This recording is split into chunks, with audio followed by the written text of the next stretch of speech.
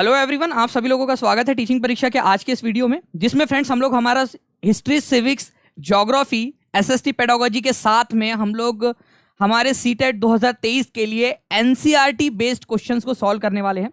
मैं आपको बता दूं फ्रेंड्स कि ये वो क्वेश्चंस है जो आप लोगों के एग्जाम्स के अंदर में पूछे जाएंगे, क्योंकि ये वह सोर्स से बनाए गए क्वेश्चंस है या उन सोर्स से लिए गए क्वेश्चंस है जहां से एग्जाम में कंसिस्टेंटली क्वेश्चंस पूछे जा रहे हैं आप लोगों के।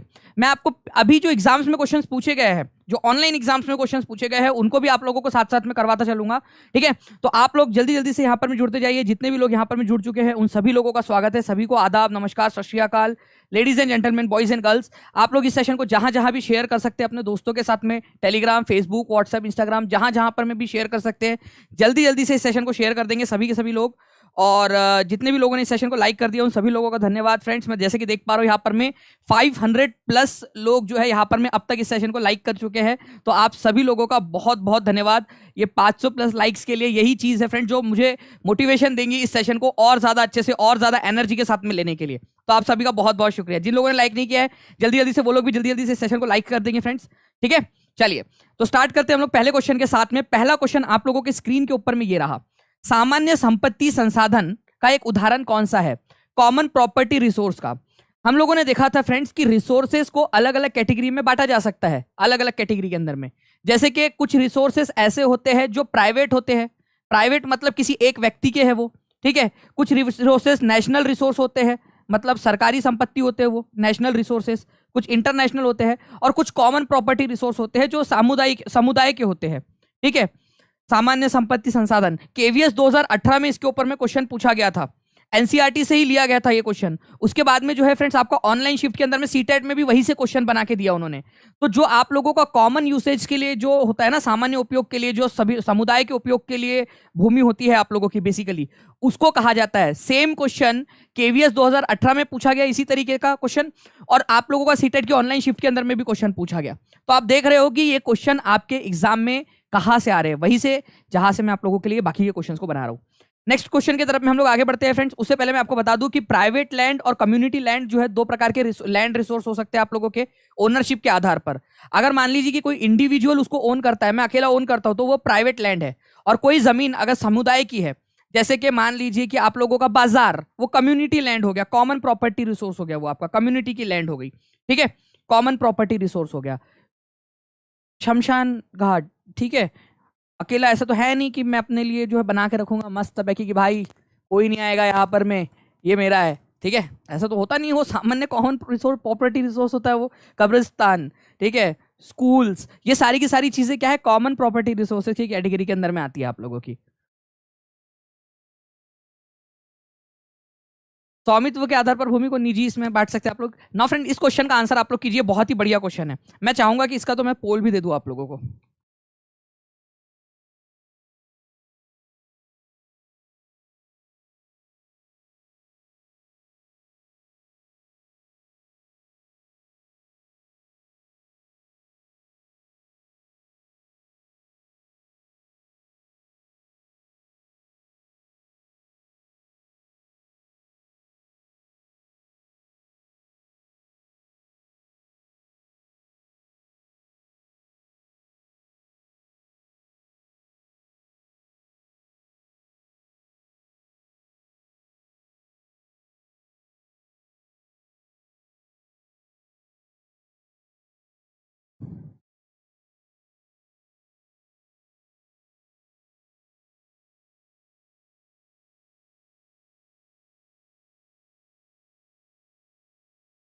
आंसर करिए इसका। देखिए फ्रेंड्स, आप लोगों को बोला गया है उपयुक्त में से सही मेल खाता हुआ लगाइए। तो ट्रोपोस्फियर आप लोगों का, ठीक है, ऑन एन एवरेज हमारी पृथ्वी जो है फ्रेंड्स यहाँ पर में सबसे पास वाली, सबसे जो पहली लेयर है उसको ट्रोपोस्फियर कहा जाता है। उसकी ऊंचाई अलग अलग है। ऑन एन एवरेज उसकी ऊंचाई 13 किलोमीटर की है। ऑन एन एवरेज 13 किलोमीटर की उसकी ऊंचाई है, एवरेज। ठीक है, उसके बाद में स्ट्रेटोस्फियर, ये 50 किलोमीटर तक फैला हुआ है आपका। उसका दूसरे नंबर पे 50 किलोमीटर तक यहाँ पर में आपका स्ट्रेटोस्फियर है। उसके बाद में तीसरे नंबर पे जो आती है आपकी मेसोस्फियर, मेसोस्फियर जिसको मध्य मंडल कहा जाता है। यहीं पर जो तारे हैं वो या उल्का पिंड जो है वो आके जल जाते हैं। तो बेसिकली ये जो है आपका, ठीक है, ये आप लोगों का जो है फ्रेंड्स 80 किलोमीटर तक का है। ठीक है, तो मेसोस्फियर 80 किलोमीटर तक है। और 80 किलोमीटर से फिर ऊपर वाला जो एरिया है आप लोगों का 400 किलोमीटर तक का, वो एरिया जो है आपका थर्मोस्फीयर कहलाता है। ये वाला है थर्मोस्फीयर, थर्मोस्फीयर, जिसको आप लोग बाह्य वायुमंडल या फिर एक और नाम मैंने आपको कल बताया था, याद करो, तापमंडल। तापमंडल भी इसको कहते हैं आप लोग, तापमंडल, तापमंडल भी कहते हैं इसको, ठीक है, तापमंडल भी कहा जाता है। तो इस तरीके से फ्रेंड्स आपका पहला और दूसरा तो सही है, लेकिन तीसरा और चौथा जो है वो उल्टा पुल्टा दिया हुआ है। मैं क्वेश्चन पहले भी करवाया था फ्रेंड्स एक बार, और ये आप देख सकते हो ऑनलाइन शिफ्ट के अंदर में भी वो क्वेश्चन पूछा गया आप लोगों से, ठीक है।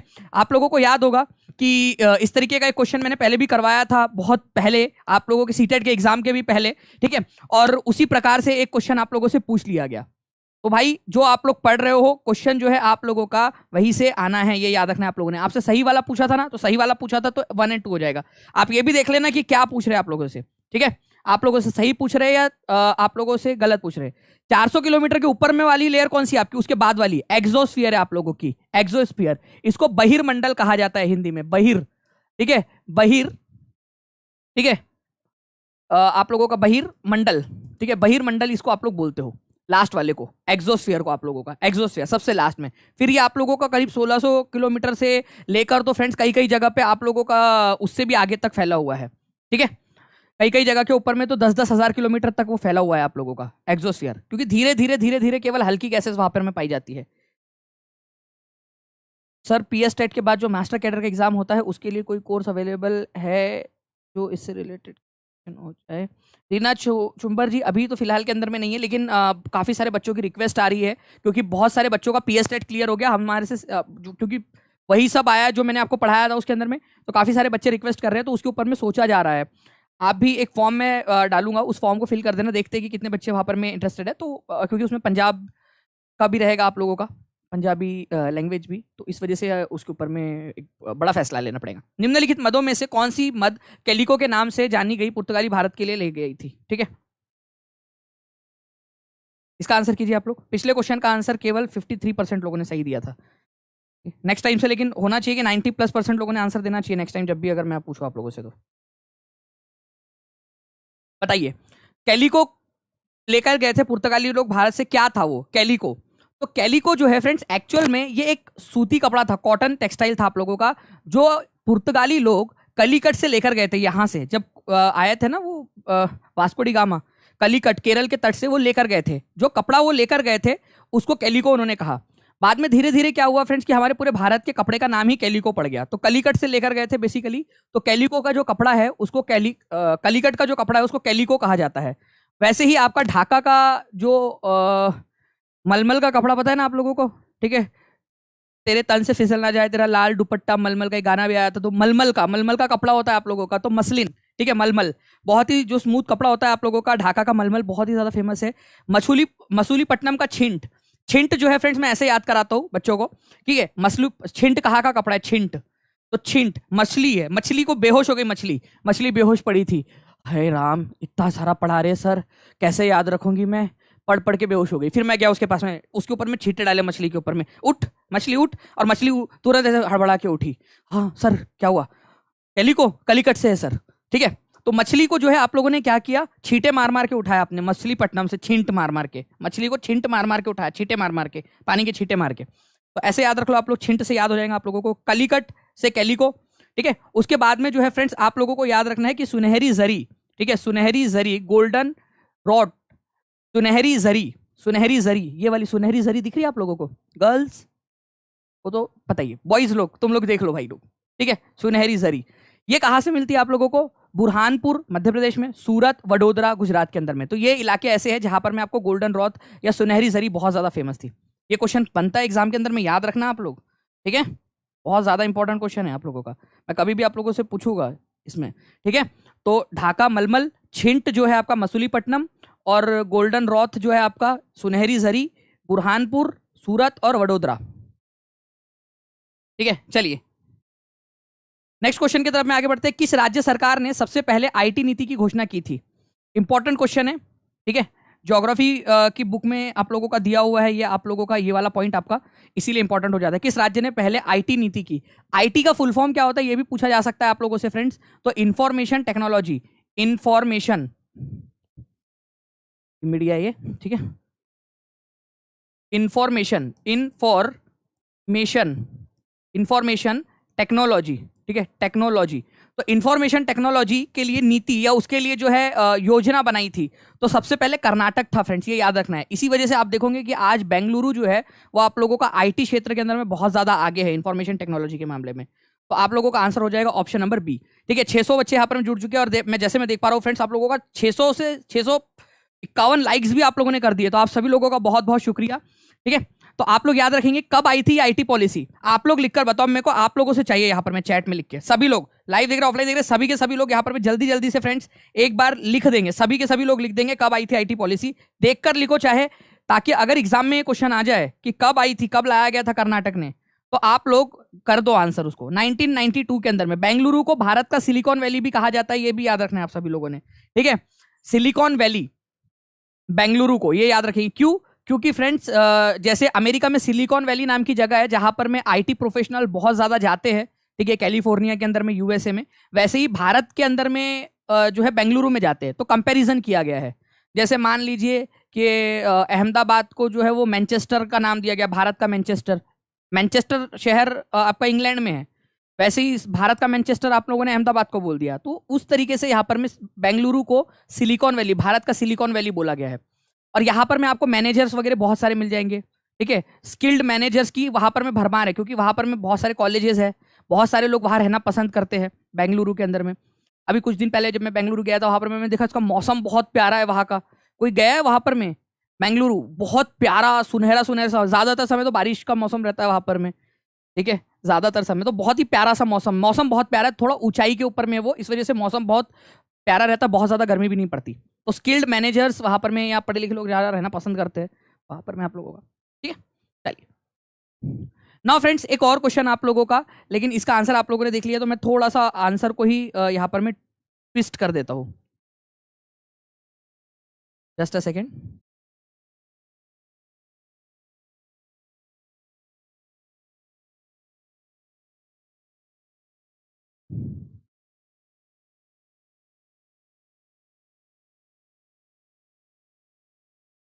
चलिए एक क्वेश्चन आप लोगों का दूसरा ही वाला क्वेश्चन ले लेते पहले, ताकि आप लोग उसका थोड़े समय में आप लोग वो हो जाओ। जैव मंडल के विषय में सबसे उपयुक्त कथन कौन सा है? सबसे उपयुक्त जैव मंडल, बायोस्फीयर। और मैं आप लोगों को बता दूं फ्रेंड्स कि आप लोग जो अभी हो ना, आपके आसपास वाली चीज, उसी के बारे में बात हो रही है। ठीक है, 650 लोग जुड़ चुके हैं यहाँ, 700 से ज्यादा लाइक हो चुके हैं। जल्दी जल्दी से शेयर मारो यार, 1,000 से ज्यादा हम लोगों को यहाँ पर में जल्दी जल्दी से बच्चा यहाँ पर में लाइव करना है, सभी लोग जल्दी जल्दी से। लो पोल भी दे दिया आप लोगों को, पोल में भी आंसर कर दो। देखिए अगर मैं बात करूं जैव मंडल की, तो जैव मंडल के विषय में सबसे उपयुक्त कथन कौन सा है आप लोगों का? कि भाई जैव मंडल उस इलाके को कहा जाता है, ठीक है, उस इलाके को कहा जाता है जैव मंडल जहां पर में आप लोगों को ठीक है जल भी मिलेगा, मतलब लैंड है वहां पर में, वाटर है, एयर है, और वहां पर में आपको जीवन भी मिलने वाला है, प्लांट और एनिमल्स भी मिल जाएंगे आप लोगों को। तो उस इलाके को आप लोग क्या कहते हो? जैव मंडल आप लोग कहते हो। मैं आप लोगों को दिखाता हूं, देखिए जहां जमीन है उसको क्या कहा जाता है? जमीन को क्या कहा जाता है? जमीन को, ठीक है, भूमि को, पत्थर, ठीक है, और मिनरल से जो बनी हुई भूमि है हमारी, उसको हम लोग क्या कहते हैं? हम लोग कहते हैं उसको, ठीक है, लिथोस्फीयर, भूमंडल, ठीक है, lithosphere. Virendra Kumar Yadav ji, thank you Virendra. देखिए तो यहां पर मैं लिथोस्फीयर, भूमंडल जो है आप लोगों का जमीन को कहा जाता है। जो हवा है, हवा जो है उसको एटमॉस्फेयर या वायुमंडल कहते हैं हम लोग, और जो पानी है आप लोगों का, ठीक है, पानी, तो उसको हाइड्रोस्फीयर कहा जाता है। मैं एक सवाल आप लोगों से पूछना चाहूंगा, बस एक सवाल का जवाब दे दो, ठीक है। हाइड्रोस्फीयर में क्या केवल लिक्विड वाटर होता है? क्या मैं ये जो बहता हुआ पानी है इसको हाइड्रोस्फीयर बोलूं केवल, बाकी चीज को हाइड्रोस्फीयर ना बोलूं? जैसे कि आइस, जमा हुआ पानी जो ग्लेशियर्स में है, जो हवा में जो पानी की वाष्प है, क्या उसको हम लोग ना बोले हाइड्रोस्फीयर?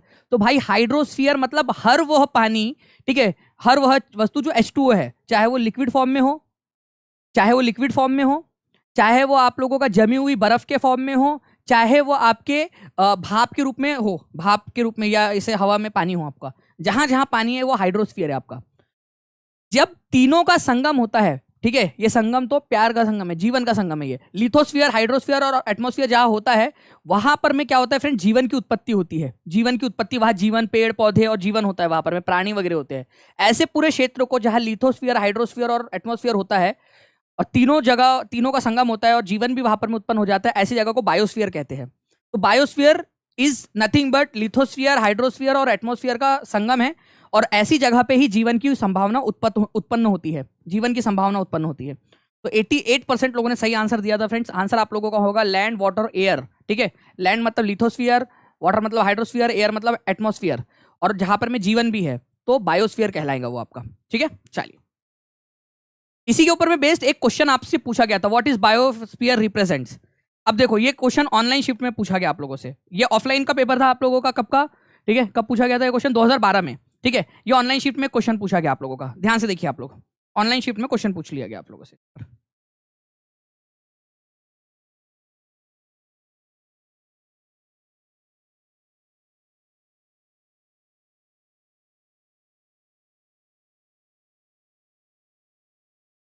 ध्यान से पढ़कर करना आप लोग, अभी आप लोगों को सिखाया है मैंने इसको, तो आप लोग ज्यादा आसानी से कर पाओगे और लंबे समय तक याद रख पाओगे अब। ठीक है, आप लोगों को बुलाया गया जीव मंडल का, जीव मंडल क्या दर्शाता है, एग्जाम में पूछा गया क्वेश्चन आप लोगों का। ठीक है, तो all the earth that has mass of biotic and abiotic component, hydrosphere and all its living being, a small zone of earth where the lithosphere, hydrosphere and atmosphere come in contact with one another. तो answer is option number C, जहां पर में आपका स्थल मंडल, जल मंडल और वायुमंडल तीनों एक साथ कांटेक्ट में आते हैं और वहां पर में जीवन की उत्पत्ति होती है, उसको बायोस्फीयर कहा जाता है। सबसे बेस्ट एक्सप्लेनेशन अगर कोई है तो वो आपका सी में दिया हुआ है, 91% लोगों ने आंसर किया है। ठीक है, ठीक है, थैंक यू रीना चुंबर जी। तो आप लोग देख सकते हो कि बायोस्फीयर का कितना बढ़िया तरीके से आप लोगों ने ऑनलाइन शिफ्ट का आंसर कर दिया है, ऑनलाइन शिफ्ट में पूछे गए क्वेश्चन का आंसर कर दिया आप लोगों का। ठीक है, चलिए बिल्कुल नेक्स्ट क्वेश्चन की तरफ में आगे बढ़ते हैं हम लोग। यहां पर मैं आप लोगों के आपको बताना है फादर ऑफ हिस्ट्री, इतिहास का जन्मदाता किसको कहा जाता है। एक ना ट्रिक थी इसकी, एच, बताइए इसका आंसर क्या होगा, इतिहास का जन्मदाता किसको कहा जाता है।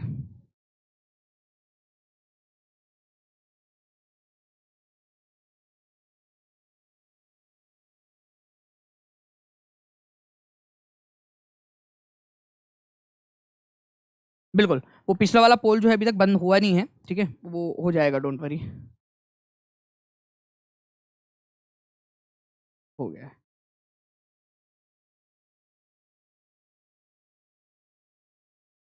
बताइए, तो देखिए फ्रेंड्स, फादर ऑफ हिस्ट्री या इतिहास का जन्मदाता जो है ये हेरोडोटस को कहा जाता है, हिस्ट्री से एच से ये याद रखना है आप लोगों ने। अरस्तु को जो है फादर ऑफ जूलॉजी, ठीक है, एंड बायोलॉजी कहा जाता है, जूलॉजी, जूलॉजी, जूलॉजी का मतलब पता है ना आप लोगों को, जो जानवरों का विज्ञान जो है, और बायोलॉजी, इसका फादर इसको कहा जाता है, जूलॉजी एंड बायोलॉजी का, ये भी याद रखना है आप लोगों ने। ठीक है, इराटोस्थनीज को जो है वो फादर ऑफ ज्योग्राफी कहा जाता है, ये भी आप लोग याद रख सकते हो, इराटोस्थनीज को। ठीक है, इराटोस्थनीज। मेगास्थनीज जो है इसने इंडिका नाम की एक बुक लिखी थी, इंडिका नाम की बुक चंद्रगुप्त मौर्य के समय में भारत के बारे में, मेगास्थनीज ने। तो हेरोडोटस जो है ये फादर ऑफ हिस्ट्री है, ये याद रखेंगे आप लोग। द हिस्ट्रीज नाम की एक बुक इन्होंने लिखी थी जिसकी वजह से इनको फादर ऑफ हिस्ट्री कहा जाता है, हेरोडोटस को। ठीक है, चलिए नाउ फ्रेंड नेक्स्ट क्वेश्चन आप लोगों का देखिए, ये क्वेश्चन भी आप लोगों का, ये क्वेश्चन रीट के एग्जाम के अंदर में आया था, लेकिन उसी सोर्स पर आधारित है, एनसीईआरटी के ऊपर में ही आधारित क्वेश्चन है ये। बताइए, देखते कितने लोग इसको आंसर कर पाते हैं। और इसी के ऊपर में एक क्वेश्चन आप लोगों का जो है फ्रेंड्स याद रखना है आप लोगों ने कि आप लोगों का सुपर टेट के ऊपर में भी पूछा गया था, महासागरीय धाराओं के ऊपर में based. Which of the following oceanic currents are located in south Atlantic ocean. Atlantic ocean में होना चाहिए वो, अटलांटिक महासागर में, और अटलांटिक महासागर में भी कहां पर में होना चाहिए, अटलांटिक महासागर में भी वो दक्षिणी अटलांटिक महासागर के अंदर में होना चाहिए, दक्षिणी अटलांटिक महासागर में, साउथ अटलांटिक महासागर के अंदर में होना चाहिए।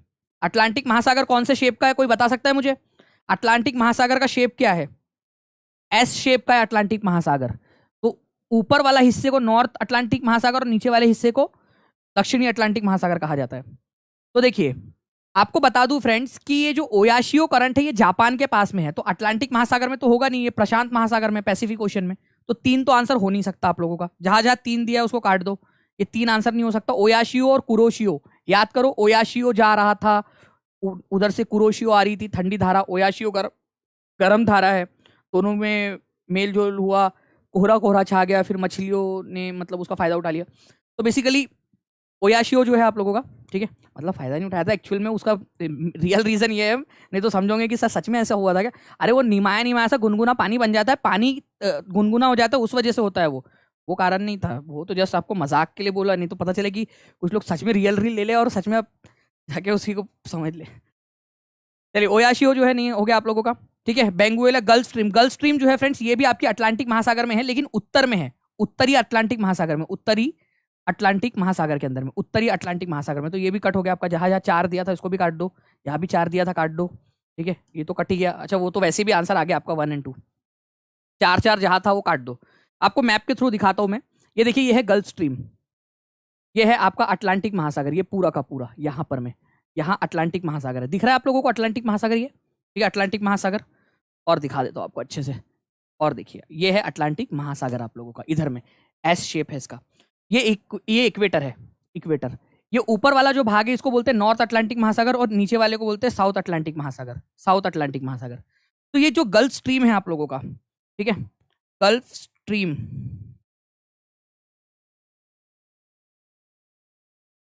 जस्ट अ सेकेंड, आपको जूम करके दिखाता हूँ मैं थोड़ा सा। ठीक है, ये जो गल्फ स्ट्रीम है आप लोगों की, ये नॉर्थ अटलांटिक महासागर के अंदर में गल्फ स्ट्रीम गर्म पानी की धारा है। वही अगर मैं बात करूं ब्राजील करंट की, तो ब्राजील करंट दक्षिणी अटलांटिक महासागर में गर्म पानी की धारा है, और बेंगुएला करंट जो है दक्षिणी अटलांटिक महासागर में ठंडे पानी की धारा है आप लोगों की। बाकी ओयाशियो और कुरोशियो भी दिखाता हूं आप लोगों को। यहाँ पर मैं, आप देखिए यहाँ पर में ये ओयाशियो है और कुरोशियो है आप लोगों का। ठीक है, ओयाशियो और कुरोशियो ये भी आप लोग देख सकते हो, है ना। ये प्रशांत महासागर में, जापान के पास में आप लोगों का।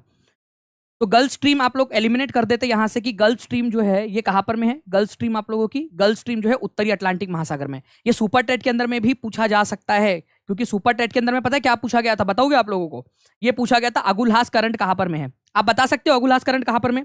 चलो चीटिंग करो जल्दी जल्दी से सभी लोग, ठीक है, चीटिंग करो, बताओ जल्दी से कि अगुलहास करंट ये जो है ये आपका ठंडा है या गर्म है, और कौन से महासागर के अंदर में। सभी लोग मेरे को कमेंट करके बताएंगे अगुलहास करंट। जल्दी जल्दी से लाइक एंड शेयर भी करते रहो सभी लोग, जल्दी जल्दी से। ठीक है, चलिए नेक्स्ट क्वेश्चन फ्रेंड्स आप लोगों का, जो बहुत बार पूछा जाता है एग्जाम के अंदर में। 51% लोगों ने आंसर दिया था पिछला वाला सही, कॉन्ग्रेचुलेशन सभी को। नेक्स्ट टाइम जो है ज्यादा बच्चों का आंसर आना चाहिए सही। इस क्वेश्चन का आंसर कीजिए आप लोग।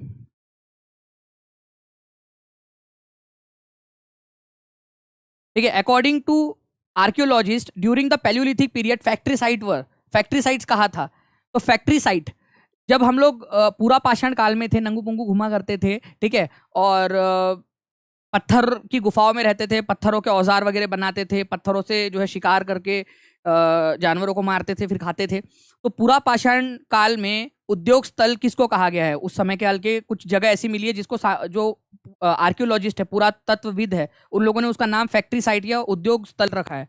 तो वह जगह जो है फ्रेंड्स आप लोगों को याद रखना है, ठीक है, वह जगह वह स्थान है जहां पत्थर पाए जाते थे और मनुष्य औजार वहां पर में बैठकर बनाते थे। ठीक है, जैसे कि मैं जा रहा था रास्ते में, मतलब अभी मेरे को नंगू पंगू को इमेजिन नहीं करना, गंदी बात, ऐसा नहीं करना, ठीक है, मैं सिर्फ बता रहा हूँ आपको रिप्रेजेंटेशन। ऐसे क्या मैं यहाँ पर में, अरे वाह बहुत सारे पत्थर मिले, चलो भाई लोग, चलो सब लोग आ जाओ आ जाओ आ जाओ, यहाँ पर मैं पत्थर बनाएंगे अपन लोग। ऐसा तो करूंगा नहीं मैं, मतलब वो आवाज वाला तो है नहीं, भूम्बा भूबू भूबी झिंगा लाला हु आओ। ठीक है, वहां पर मैं बैठ के पत्थर तोड़ तोड़ के, क्योंकि पत्थर अवेलेबल है। अच्छा ये वाला पत्थर अच्छा है यार, छोटा वाला पत्थर, छोटा हथियार बनाऊंगा मैं अपने छोटे वाले बच्चे के लिए। ठीक है, चलो उसको काटो यहाँ पर में, ठीक है, बढ़िया से इस तरीके से। तो पत्थर, जहां पर पत्थर पाए जाते थे और जहां मनुष्य बैठ के पत्थरों से औजार और हथियार बनाते थे, उस जगह को कहा जाता था, ठीक है, आपका फैक्ट्री साइट, उद्योग स्थल। 87% लोगों ने आंसर दिया है सही, बिल्कुल ऐसे ही आप लोगों ने आंसर करना है। ठीक है, चलिए, तो ये इस तरीके से फ्रेंड्स जहां पर मैं बैठकर भाई, जो यहाँ पर मैं, जहां पर मैं बैठकर आप लोग जो है हथियार और औजार बनाते थे, ठीक है, उस जगह को क्या कहा जाता था? उस जगह को जो है आप लोग फैक्ट्री साइट कहते थे। ठीक है, फैक्ट्री साइट। ओके, चलिए। विच of the following queen changed her name on her inscription and pretended she was a man? कौन सी रानी थी जिसने अपना नाम जो है वो चेंज कर लिया और ऐसे दिखाया जैसे कि मैं पुरुष हूं? टेस्ट दीजिए। जिस दिन जब 1000 क्रॉस कर जाएंगे ना हम लोग, उस दिन से हम लोगों को टेस्ट वापस से स्टार्ट कर देंगे, हम लोग टेस्ट देना। ठीक है, जल्दी जल्दी से, इसी वजह से बोल रहा हूँ कि शेयर करते रहो आप लोग। ठीक है, क्लास की टेस्ट भी दूंगा, 1000 लाइक्स या 1000 जल्दी से लाइव, दोनों में से जल्दी से कोई भी एक जल्दी से कर दीजिए लाइव के अंदर में आप लोग सभी लोग। इसका आंसर कर दीजिए आप लोग। कौन सी रानी थी जिसने अपने इंस्क्रिप्शन के ऊपर में अपना नाम चेंज कर दिया था और ऐसे दिखाया जैसे कि वो एक पुरुष है। तो रजिया ने ऐसा कभी नहीं किया। रजिया ने अपने आप को जो है एक डॉटर ही दिखाया कि मैं सुल्तान इल्तुतमिश की बेटी हूँ।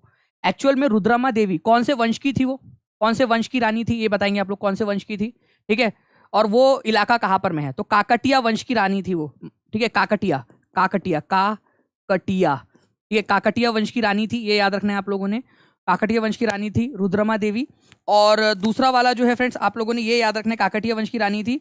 आज ये आप लोगों को वारंगल के अंदर में मिलेगा। वारंगल, वारंगल, वारंगल है तेलंगाना के पास में। ठीक है, तेलंगाना, तेलंगाना में, तेलंगाना, ये भी पूछा जा सकता है कहाँ का है। तो काकटिया वंश की रानी थी वारंगल में, और वारंगल आज तेलंगाना में पड़ता है आप लोगों का। तो आप लोग ये देख सकते हो कि रुद्रमा देवी काकटिया राजवंश की रानी वारंगल की, जो कि आज के तेलंगाना का पार्ट है, ये अपने आप को जो है एक पुरुष की तरह दिखाती थी, जैसे कि वो एक पुरुष है। ठीक है, बिल्कुल पुरुष की तरह, मैं खाता हूँ, मैं जाता हूँ, मैं सोता हूँ, मैं पीता हूँ, ठीक है, मैं आता हूँ, ठीक है, मैं पढ़ाता हूँ। कर्क रेखा निम्नलिखित में से कौन से क्षेत्र से गुजरती है? कर्क रेखा हमारे भारत में से कर्क रेखा ही गुजरती है फ्रेंड्स। आपको पता होना चाहिए कि हमारे भारत के अंदर में, ठीक है, हमारा भारत यहाँ पर में है। ठीक है, ये इक्वेटर है आप लोगों का, ये है आपकी कर्क रेखा। ठीक है, 23.5 डिग्री नॉर्थ वाली, 23.5 डिग्री नॉर्थ, 23.5 डिग्री नॉर्थ वाली। ओके, 23.5 डिग्री नॉर्थ, और ये है आपकी मकर रेखा। ठीक है, तो हमारे भारत में से कर्क रेखा गुजरती है, कर्क रेखा गुजरती है भारत में से। तो कौन से वाले एरिया में से गुजरती है ये? तो आप लोगों को पता होना चाहिए फ्रेंड्स कि वेस्टर्न घाट तो यहाँ है, ये वेस्टर्न घाट जो है आप लोगों का यहाँ पर में है, वेस्टर्न घाट। ओके, और दक्कन का पठार यहाँ पर में, आपका दक्कन का पठार यहाँ पर में, दक्कन का पठार। ठीक है, दक्कन का पठार नीचे में है आप लोगों का, इधर साइड में, दक्षिण भारत के अंदर में। ओके, अरावली जो है वो यहाँ पर में आप लोगों की, अरावली, भारत को अगर मैं यहाँ दिखाऊँ तो अरावली जो है वो यहाँ पर में मिलेंगी आपको, अरावली। तो विंध्या रेंज है बेसिकली यहाँ पर में आप लोगों का, विंध्या। ठीक है, विंध्या यहाँ पर में, विंध्या रेंज है आपका, विंध्या। तो आप लोगों का आंसर होगा ऑप्शन नंबर बी। मैं थोड़ा सा जूम करके दिखा दूं जिन लोगों को दिखाई नहीं दे रहा हो। ठीक है, यहाँ पर मैं आप देख सकते हो।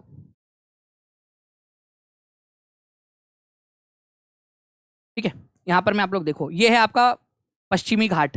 तो हो नहीं सकता, कर्क रेखा बीच में से जाती है भारत के, दक्कन का पठार यहाँ पर में है, यहाँ अरावली राजस्थान में ऊपर में है। ठीक है, तो आप लोगों का ये विंध्या रेंज है जहां से जो है कर्क रेखा होकर जाती है, आप लोगों की कर्क रेखा जाती है। तो ये थोड़ा सा आप लोग याद रखोगे, आंसर आप लोगों का ऑप्शन नंबर बी हो जाएगा। ठीक है, तो यहाँ पर में है आप लोगों का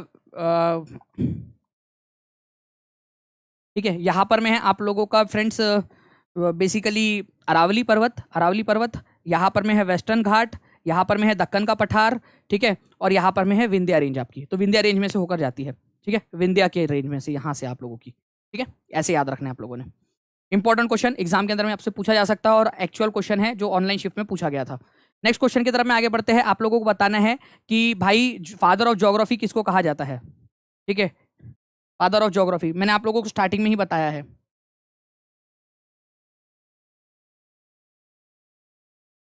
ज्योग्राफी आप लोगों की तेलंगाना की जो एग्जाम है उसमें भी बिल्कुल ये काम आएगा, आप अच्छे से देखते रहिए पूरा का पूरा लेक्चर से। जो बच्चा स्टार्टिंग से देख रहा है उसके लिए बहुत ही इजी हो जाएगा, क्योंकि मैंने आप लोगों को आज ही समझाया which one of the following scholar coined the term geography. तो ज्योग्राफी, और इनको फादर ऑफ ज्योग्राफी भी कहा जाता है। तो फादर ऑफ ज्योग्राफी जो है ये कहते हैं हम लोग यहाँ पर में इरेटास्थेनीज को। ठीक है, एनसीईआरटी के अंदर में दिया हुआ है ये आप लोगों का। इरेटास्थेनीज जो है इनको फादर ऑफ ज्योग्राफी कहते हैं, इन्होंने ही ज्योग्राफी टर्म को इजाद किया था। ठीक है, तो इराटोस्थनीज आपके ये पहले व्यक्ति थे जिन्होंने भूगोल शब्द का इस्तेमाल किया था। भाषा में जियो का मतलब होता है पृथ्वी, और ग्राफोज मतलब होता है यहाँ पर में आप लोगों का उससे विवरण या उसके बारे में जानकारी। तो जियोग्राफी, पृथ्वी के बारे में जानकारी। ठीक है, ये है आपका। नाउ फ्रेंड्स, इस क्वेश्चन का आंसर कीजिए।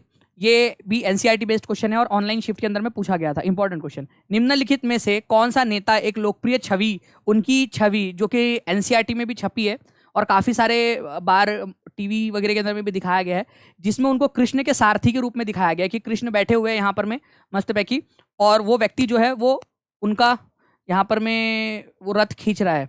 ओके, तो कृष्ण के सारथी के रूप में उनको दिखाया गया है। कौन सा नेता, और बाकी के लोग उनके साथ साथ में चल रहे हैं।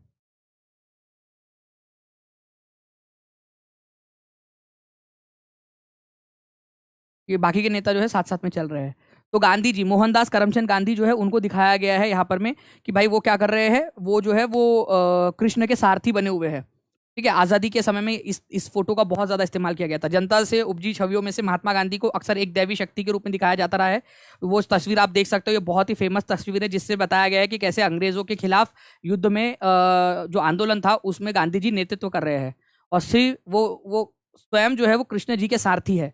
मतलब जो गांधी जी कर रहे हैं वो कृष्ण जी के इशारे पर ही कर रहे हैं, ऐसा इसको दिखाने की कोशिश की गई है कि वो कृष्ण जी के ही इशारे पर कर रहे हैं और बाकी के नेता जो है उनके पीछे चल रहे हैं, उनका मार्गदर्शन कर रहे हैं। ठीक है। जैसे देख सकते हो सुभाष चंद्र बोस है, ठीक है, जवाहरलाल नेहरू है, इस फोटो में दिखाया गया। एनसीईआरटी की फोटो है, ये एनसीईआरटी में दी गई है। और उसी के ऊपर में एक क्वेश्चन है, ये एक्चुअल मैंने स्क्रीनशॉट लिया है, उसी का क्वेश्चन है आपका जो पूछा गया था। जी हाँ, एमपी सारे एग्जाम्स में काम आएगा बिल्कुल आप लोगों के, ये एग्जाम में। जी, उठे हुए नदी के किनारे को क्या कहा जाता है? उठे हुए नदी के किनारे को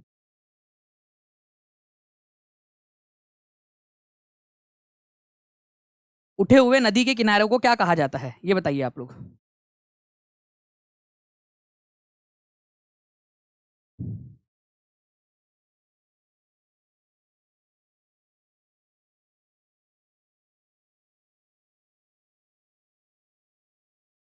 जी हाँ, पेड वाले बैचेस के अंदर में तो पीडीएफ डालनी स्टार्ट ही है, पूरी की पूरी जितनी भी पीडीएफ है आप लोगों की वाईटी की, वो पेड वाले बैच को बच्चों को दे दी जाती है। बताइए इसका आंसर क्या होगा आप लोगों का?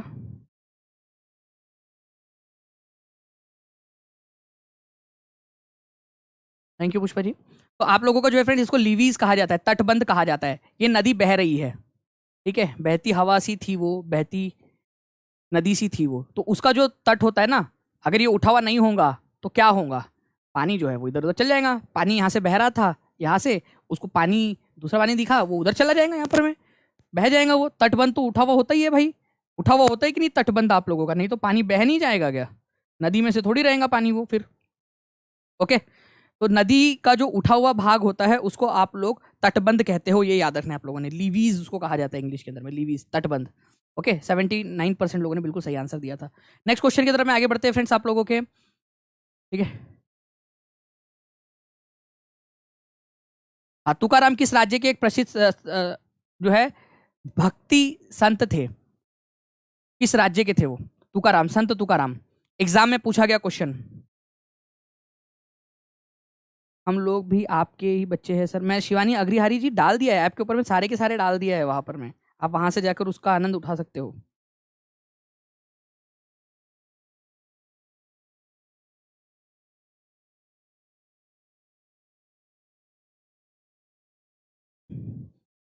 चलिए देखिए फ्रेंड्स, यहाँ पर में तुकाराम किस राज्य में एक प्रसिद्ध भक्ति संत थे? तो ये याद रखेंगे आप सभी लोग कि तुकाराम जो है ये महाराष्ट्र के थे।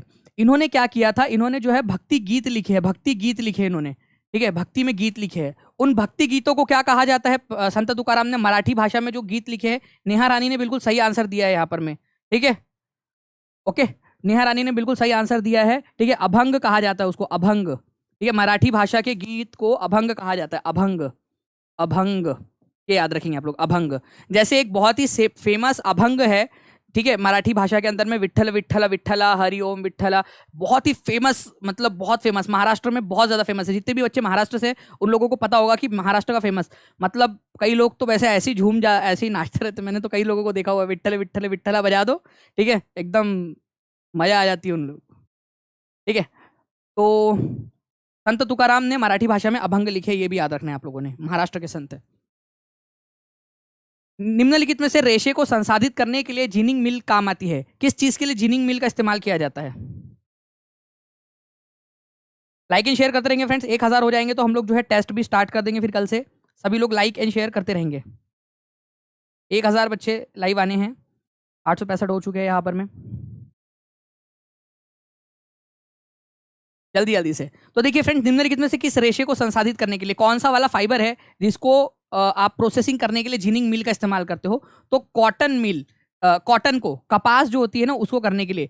एक्चुअल में जिनिंग का मतलब क्या होता है? जिनिंग का मतलब होता है फ्रेंड्स, यहाँ पर में ये जो कपास है उसमें से जो उसके अंदर में जो बीज वगैरह लगे हैं उसको अलग करना, ठीक है, उसको अलग करना, जिनिंग बोला जाता है उसको। ओके, तो कॉटन बॉल्स को इसमें ठूस दिया जाता है। ये मशीन क्या करती है, आप लोगों के कॉटन फाइबर को निकाल देती है और जो कचरा होता है ना उसको अलग कर देती है, जो उसके ऊपर में बीज वगैरह लगे हुए होते हैं उसको अलग कर देती है। पहले क्या होता था, हाथ से करना पड़ता था। चलो, और बहन बता क्या हाल चल रहा है? पति ज्यादा तो नहीं मारता तुझे, ठीक है, हाथ से जो है 10-12 महिलाएं बैठी है, मान लो वो कर रही है, हाथ से अलग कर रही है, कितना मेहनत का काम है, बाप रे। ठीक है, लेडीज लोगों को भी कितना मेहनत करना पड़ेगा, आपस में इतनी सारी चुगलियां रोज रोज कहाँ से लाएंगे। और लड़के लोग भी सोच लो कि भाई क्रिकेट की बातें भी मान लो करने की बैठेंगे हम लोग तो क्या क्या करेंगे, क्रिकेट की भी बातें करेंगे तो, या फुटबॉल की बातें करेंगे, या पॉलिटिक्स की भी बातें करेंगे, इतना सारा कपास का वो निकालना है भाई। बढ़िया ये मशीन भाई, ठीक है, भगवान भला करे उस इंसान का जिसने ये मशीन बना दी, ठीक है भाई, डालो वो मशीन जो है आपको आराम से वो अलग करके दे देंगे आपके कपड़े। ठीक है, जिनिंग मिल कपास को प्रोसेसिंग करने के लिए, कपास के जो कॉटन बॉल्स होते हैं उनको प्रोसेस करने के लिए, उसमें से कचरा निकालने के काम आती है आप लोगों के। ठीक है जी।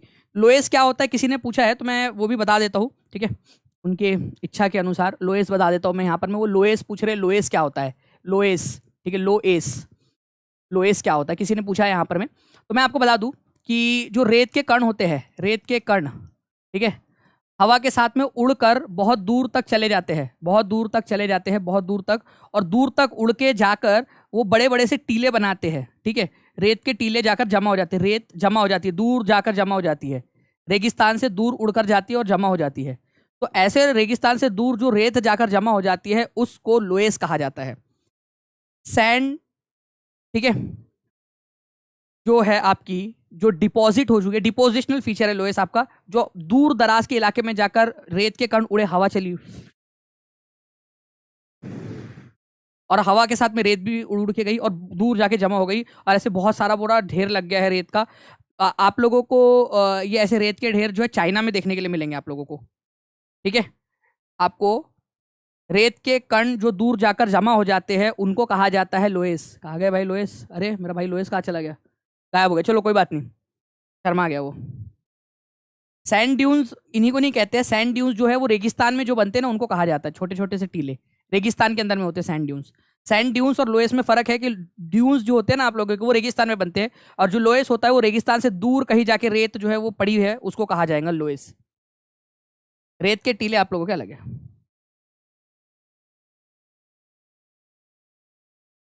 Among the following rocks Deccan plateau is made up of, चट्टानों, इन चट्टानों में से दक्कन का पठार किस चट्टान से बना हुआ है। आपका लोएस, सैंड ड्यून्स, इसका वाला क्वेश्चन कल मैं लेकर आने वाला हूं, तो सभी लोग रेडी रहेंगे कल। ठीक है, अभी छेड़ दिया है तो इस क्वेश्चन को और छेड़ेंगे अपन लोग अच्छे से। ठीक है, मतलब गलत बात है छेड़ना, लेकिन क्वेश्चन को छेड़ना अच्छी बात है। क्वेश्चन को समझने की कोशिश करेंगे कि भाई क्या है बेसिकली वो पूरा का पूरा आप लोगों का।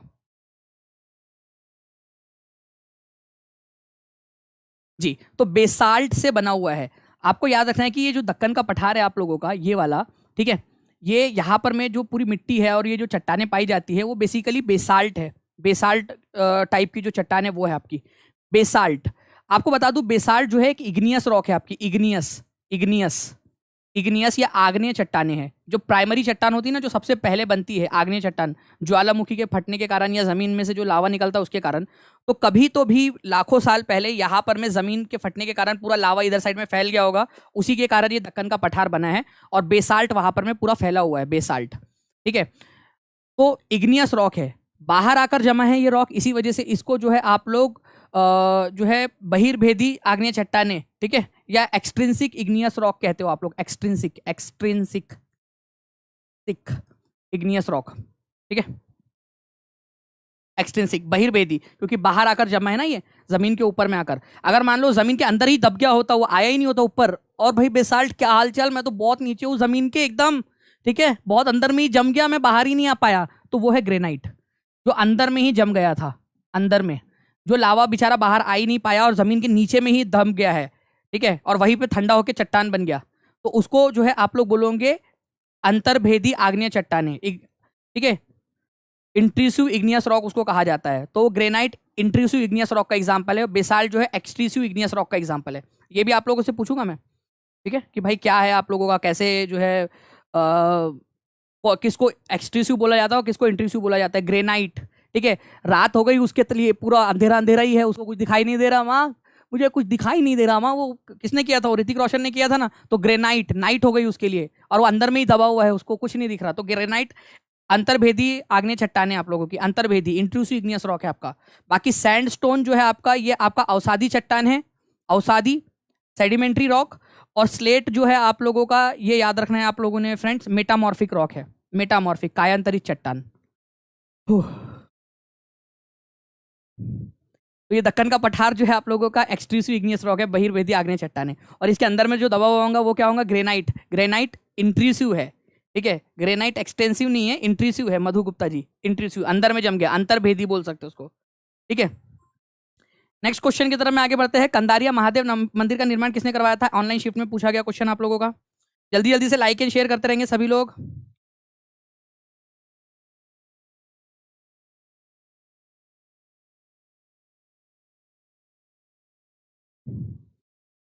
893 लोग यहाँ पर मैं देख रहे हैं। जल्दी जल्दी से लाइक एंड शेयर कर देंगे। 1000 बच्चे जैसे हो जाएंगे हमारे यहाँ पर में, 1000 बच्चे 1000 लाइक हो जाएंगे तो हम लोग फिर टेस्ट भी स्टार्ट कर देंगे।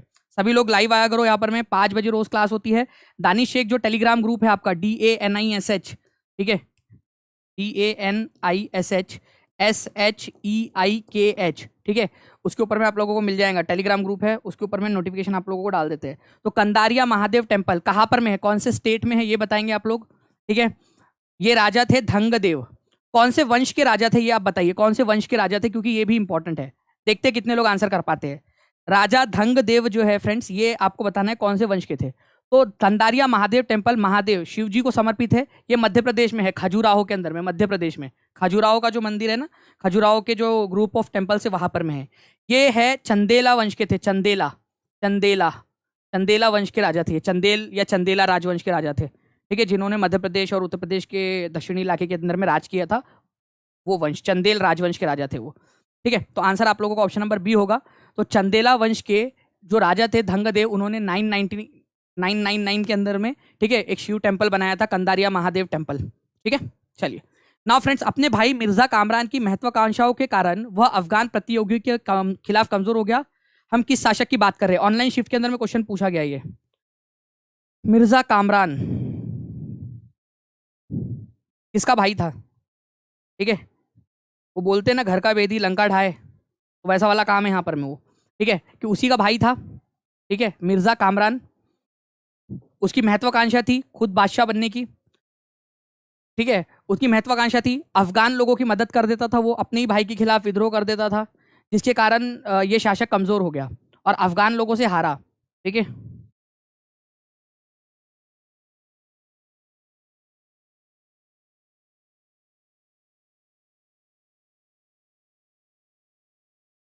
ठीक है, तो हम बात कर रहे हैं यहाँ पर में हुमायूं की। हुमायूं का भाई था, ठीक है, मिर्जा कामरान।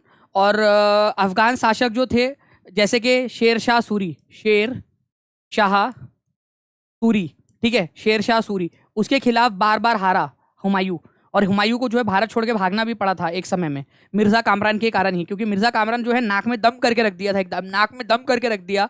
और उधर से जो है वो शेर शाह सूरी अफगान शासक, वो जो है दिमाग खराब करके रखा हुआ है। हुमायूं हारेगा नहीं तो क्या करेगा? यहाँ पर में आप जो है वो काम करके आए, घर में शांति चाहिए कि नहीं चाहिए? पता चले आप जो है वो पढ़ा कर आए दिन भर अपने स्कूल के अंदर में, और आते से ही आपकी पत्नी ने स्टार्ट हो गई, तुमको बोला था ना जल्दी आने के लिए, आए नहीं जल्दी, और धनिया लाए कि नहीं लाए, और वही धनिया के साथ में जो है मैंने कहा था कि मिर्ची फ्री में ले लेना उससे, फ्री में लिए कि नहीं लिए, और वो बाजू वाली सरमाइन से क्या बात कर रहे थे जाते जाते, ठीक है, खाना हम बनाए, उठ उठ हम मरे, और बातें तुम सरमाइन से करो जाते जाते। इंसान क्या होगा उसका, वो क्या लड़ पाएगा जाके, अच्छे से पढ़ा पाएगा बच्चों को वहां पर में? नहीं ना, ठीक है। तो मिर्जा कामरान के कारण, ठीक है, आपको बस ये समझाना चाहता हूँ कि मिर्जा कामरान के कारण हुमायूं जो है वो ठीक तरीके से प्रिपेयर नहीं कर पा रहा था बेचारा, ठीक है, ठीक से प्रिपेयर नहीं कर पा रहा था वो, और हार गया। तो ये याद रखना, मिर्जा कामरान, ठीक है, कामरान, तो उसके कम रन रह गए, हुमायूं के अफगान लोगों के खिलाफ कम रन रह गए, रन कम पड़ गए भाई, इसीलिए हार गया, ठीक है।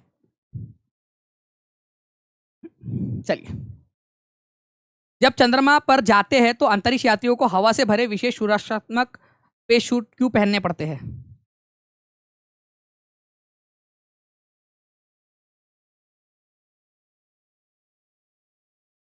टमाटर की फोटो क्यों भेज रहे हो भाई तुम लोग?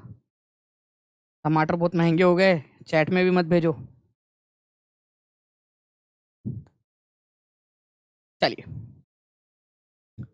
900 से ज्यादा बच्चे देख रहे हैं, जल्दी जल्दी से लाइक भी कर देंगे फ्रेंड्स, लाइक एंड शेयर करते रहेंगे सभी लोग, और चैनल को, टीचिंग परीक्षा चैनल को सभी लोग सब्सक्राइब कर लेंगे फ्रेंड्स, और बेल आइकन दबा देंगे, ठीक है।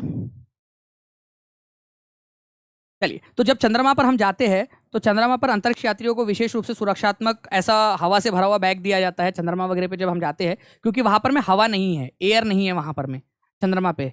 एक्चुअल में क्या हो रहा है कि मेरी बॉडी के ऊपर में ये जो हवा है, ये जो मेरे आसपास की हवा है मेरे बॉडी के ऊपर में दबाव डाल रही है, बट मेरे को महसूस क्यों नहीं हो रहा सर? सर मुझे महसूस क्यों नहीं हो रहा सर? मेरी तबीयत तो ठीक है। ऐसा नहीं कहेंगे आप लोग, क्यों? ठीक है, क्यों नहीं? क्योंकि आपकी बॉडी को अब आदत हो चुकी है, आपके बॉडी की जो अंदर में जो ब्लड है वो बाहर की तरफ में एक प्रेशर भेज रही है और दोनों को बैलेंस आउट कर दिया है। ठीक है, तो हवा एक प्रेशर आपकी बॉडी पे डाल रही है हवा, और आपकी बॉडी जो है हवा के खिलाफ एक प्रेशर डाल रही है, तो बैलेंस बना हुआ है।